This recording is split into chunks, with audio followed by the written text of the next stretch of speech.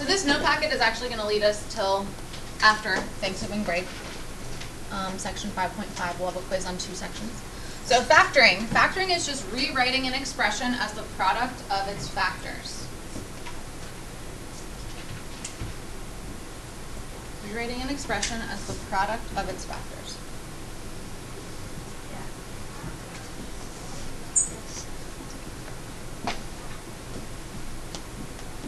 And then the greatest common factor is, of course, the common factor of an expression having the greatest coefficient and the greatest exponent in common.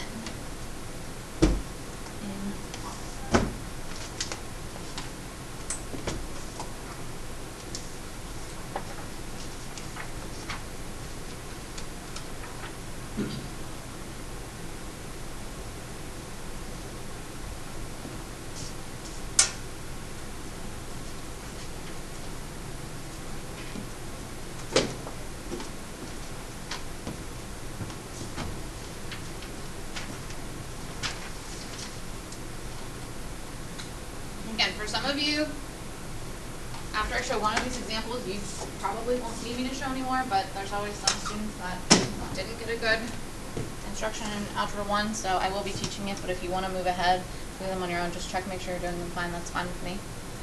So the first thing you want to do when you're factoring is to find the GCF and factor it out, because if you can take a number out of all 3 terms, you're making your process of factoring much simpler than it would be otherwise.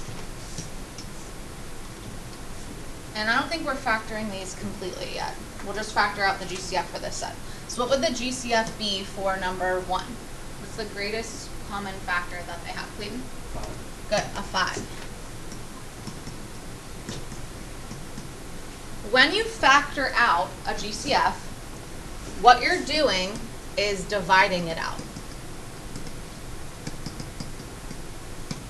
You're taking it away. So you're dividing each of the terms by 5. Now when you do that, it cannot just disappear. You're going to put it out front of a set of parentheses. So in this case, we're undistributing. So we'll be left with 3x squared plus 5x plus 20. Okay, for right now, that's it. Eventually, I'm going to teach you how to factor this too with our guess and check method, but that's all we're doing for this example. The next one, what would the GCF be? Remember, it can be a number and a variable that they have in common. Sam? Good, 4m. So again, when you factor this out, you are dividing each term by that factor and putting it out front of a set of parentheses. And you can check this by redistributing to make sure that you didn't make a mistake too. So 8 divided by 4 is 2. Remember, when you divide variables that have the same base, you subtract the exponent. So 2 minus 1 would get me m to the first, or just m. And then 4m divided by 4m, those both divide out, just leaving me with 1. Not a 0, but a 1. The next one, what would my GCF be?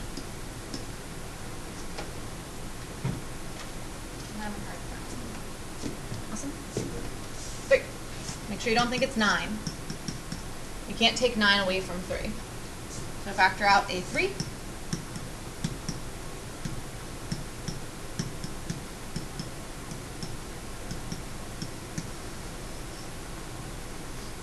Go ahead and try the next 3 on your own.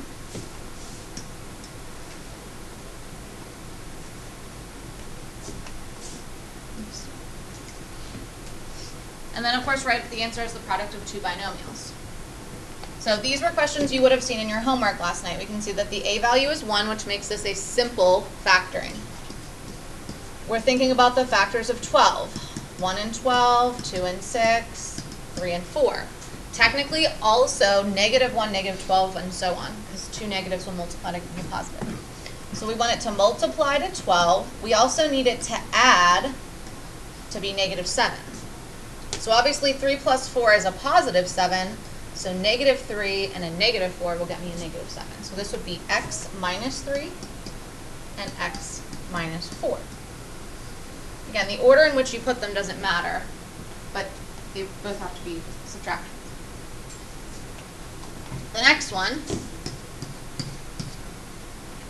what two numbers multiplied of each 24 and add to be negative 11? Ashley? 8 and 3. Positive or negative?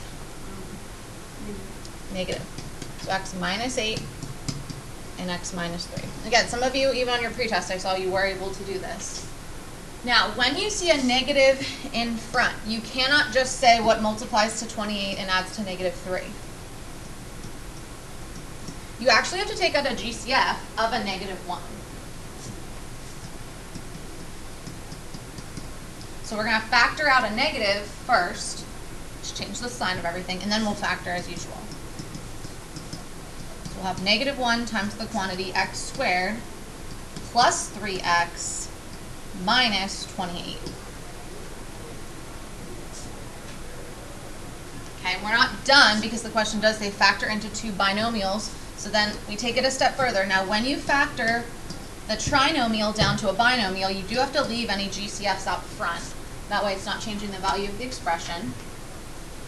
And this time we're looking for numbers, again, that multiply to get me a negative 28 and add. When you see a negative at the end, that means that the signs will be different. One will be positive and one will be negative. So what should my two factors be? Garrett? Good. X plus 7 and x minus 4. Make sure you do not have x minus 7 and plus 4. That will be wrong because that would get us a negative 3. All right, we're going to skip over the next 3. I think you guys are getting it. Let's go into some of the harder ones. That was just more practice. Now, to factor a trinomial when a is not 1, such as this, 2x squared minus 12x minus 32. Before we start doing the guess and check process, we always want to look and see if there is a GCF, okay? So up here, this should say sometimes where the leading coefficient is not a 1. And that can sometimes lead us to a significantly harder guess and check problem. But you'll notice that 2 is a factor of each of the numbers. So step 1 is always going to be to factor out a GCF if possible.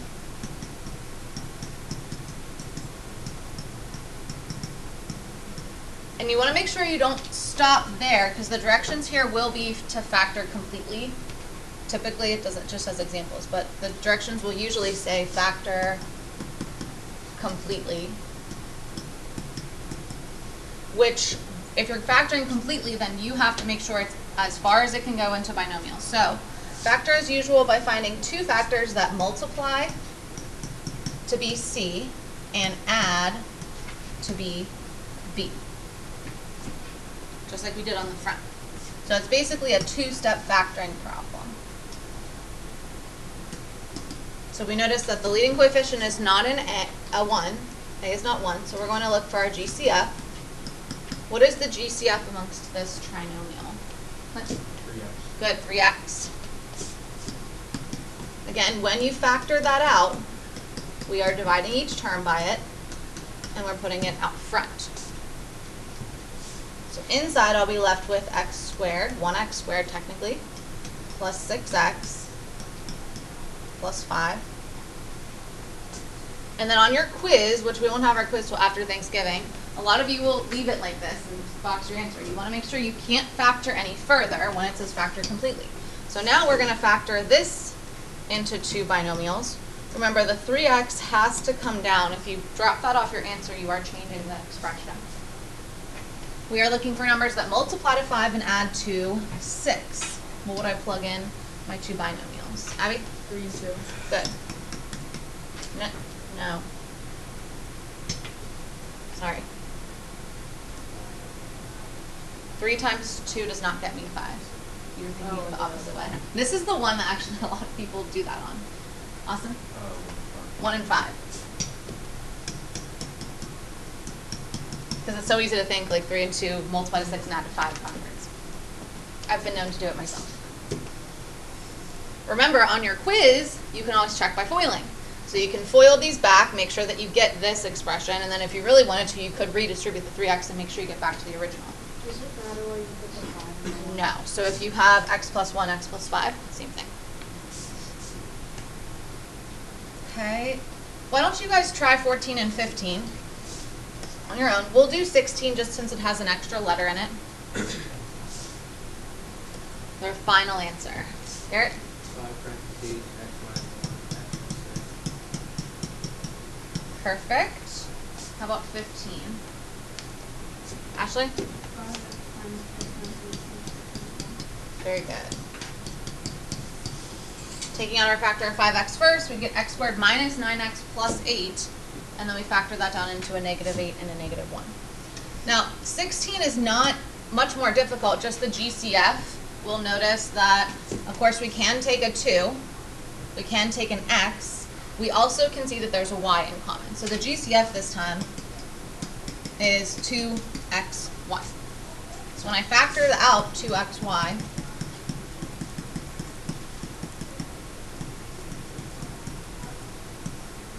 inside, the 2's are going to divide out to be 1. The y's will divide out. 3 minus an exponent of 1 gets me x squared plus 6x plus 8, because the x's and the y's both divide out. And then we would factor this down even further. 2 numbers that multiply to get me 8 and add to get me 6, positive 4, positive 2.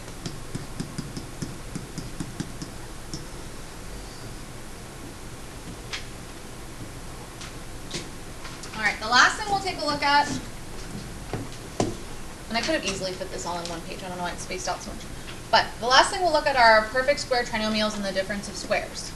I will tell you that the perfect square trinomials are the ones that a lot of you will forget to look for.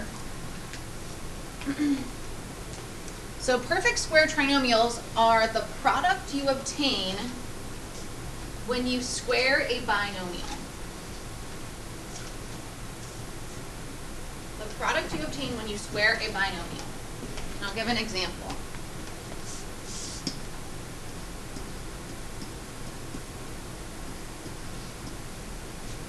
Quantity 2x plus 1 squared. When we square a binomial, we always expand it, right? Then we would FOIL it, getting 4x squared plus 2x, which is plus 4x, plus 1. So what I'm going to be giving you in these problems is I'll be giving you this and asking you to factor it back down to this. Okay? Now what you'll notice about a perfect square trinomial is that it kind of follows this formula. A squared plus 2ab plus b squared. So the first term is something squared. For example, this number is 2x squared, right? 2 squared is 4, x squared is x squared. You'll also notice that the last term is something squared. So this is really 1 squared.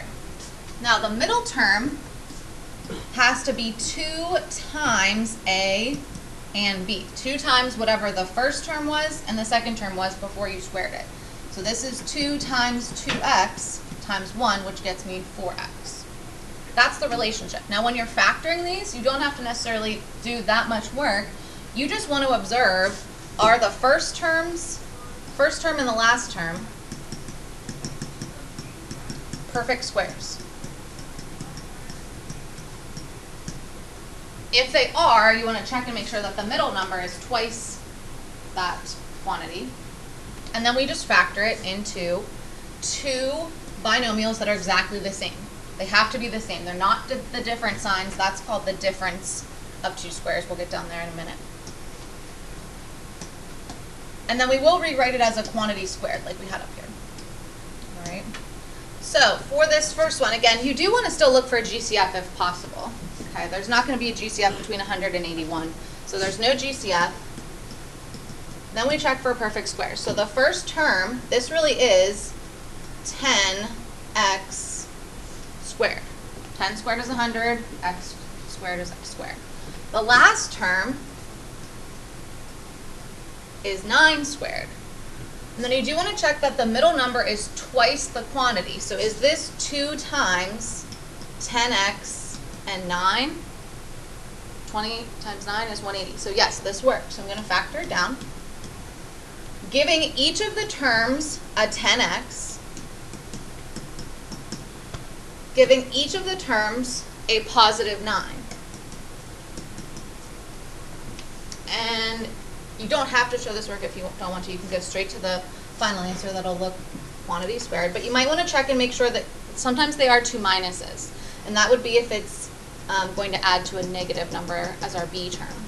So this would be 10x plus 9 quantity squared.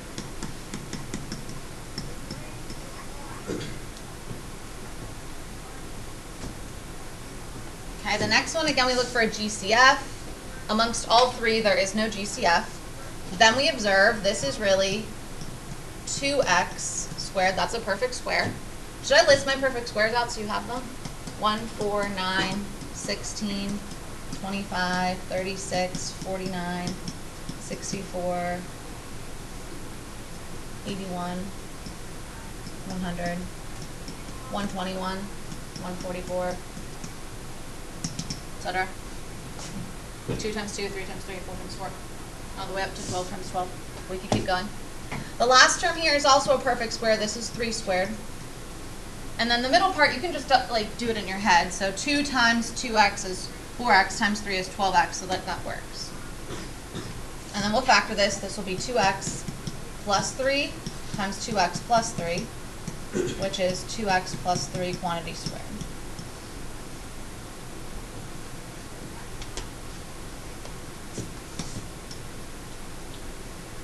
Okay, the next one, again, no GCF. We do notice that the first term is 8x squared. Now, the problem with the last one is a lot of you will put 1 squared, which is correct. 1 squared does get us 1, but when you look at the middle term and you see that it's a negative, you know that when I FOIL this has to add to a negative 16. So this must be a negative 1 squared. Negative 1 times negative 1 will still get me a positive 1. And then that way you'll notice that it must be 8x minus 1, 8x minus 1. Let's double check. 64x squared minus 8x, which is negative 16x, and then a positive 1. And you can skip this step if you want. You can just go straight to the quantity squared if you're understanding the relationship between them, but you just want to make sure you don't put a plus 1 when it should be a minus. That b term will tell you if it's 2 positives or 2 negatives. The last one, what would this factor down into? We have 25x squared plus 90x plus 81. Notice our perfect squares. What do you think? Abby? 5x minus 6 plus 3 plus 9. The only reason I like to write it as 2 first is that you can take the time to just like mentally FOIL it and make sure you get it right. But if you want, you can go straight to this answer. All right, the last set of problems are our difference of 2 squares, which again, a lot of you proved to show me that you know from your pretest, but not everyone. So this is, the difference of 2 squares is when you have a 0x. So your b term is a 0. Basically, you're looking for 2 numbers that multiply to negative 64 and add to 0, if you were to put in the 0x. So they're always going to be, the first and last term can be perfect squares. That's why they're called squares. But these are both perfect squares again. And you'll give 1 positive and 1 negative when you factor it. That way they always add back to 0. Technically, this is 1. 1 squared is 1. So the first term is still a perfect square as well. But this would factor down into x plus 8 and x minus 8. And that's because 8 squared gets me 64. Now the next one, we do have an a term. So notice this is really 2 squared. This is 7 squared. So when you factor that, that'll be a 2a plus 7 and a 2a minus 7.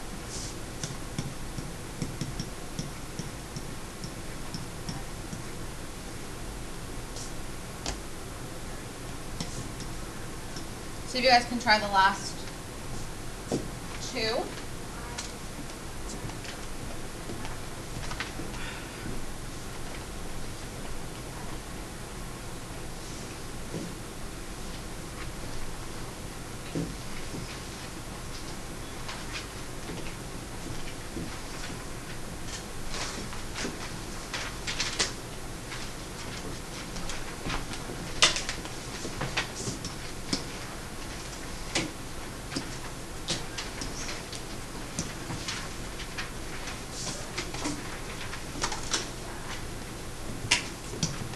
So for 23, we should be getting 6x plus 1 and 6x minus 1. You cannot write this as a quantity squared because they have different signs.